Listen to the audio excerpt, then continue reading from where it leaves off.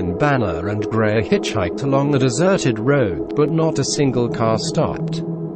They are tired, legs hurt from walking. The sun was setting quickly, and they had to find an overnight stay. They came to an old abandoned house and decided to take refuge inside. The garden is overgrown with weeds and shrubs. The door creaked from rusty hinges, and a dusty carpet lay on the floor. The men took some cans from their backpacks and ate a little. Then they spread their blankets on the floor, settled comfortably, and fell asleep. In the middle of the night, Gray suddenly woke up from a restless sleep. It was dark and he was trembling from the cold. Suddenly he heard a strange noise. It was a piercing whistle. Suddenly he saw his friend. He looked like he was in some kind of trance. Then the man began to slowly climb the stairs, his shoes creaking on the wooden steps. A piercing whistle intensified. Gray wanted to shout to his friend about his return, but words stuck in his throat. A friend continued to climb the stairs and finally disappeared from sight. Suddenly the steps stopped and Gray held his breath. He waited and waited. Then he heard a terrible scream that shared the silence of the night and almost made him jump out of his skin. Then the steps resumed, but they had already descended the stairs. Gray trembled with fear when he saw boots slowly descending the stairs. In the moonlight, he saw his hand groping for the railing. A terrible chill ran down Gray's back when he saw his other hand. She clung to the bloody axe. Then he saw the face of his friend.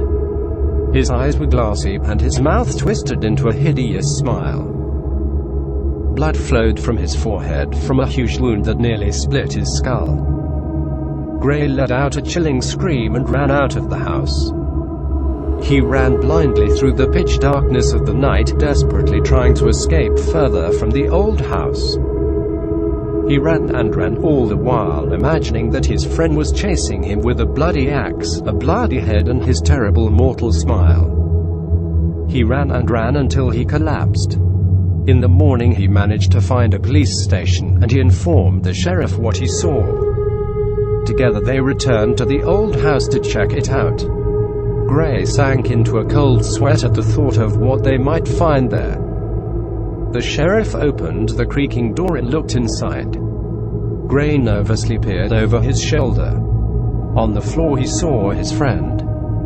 He lay face down in a pool of blood. His head was almost split in half. His dead hand was still holding on to the hilt of the axe.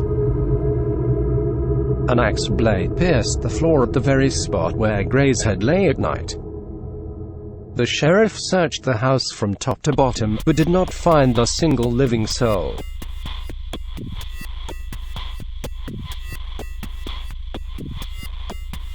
I watched as my soon-to-be father-in-law held his daughter's hand as he walked down the aisle.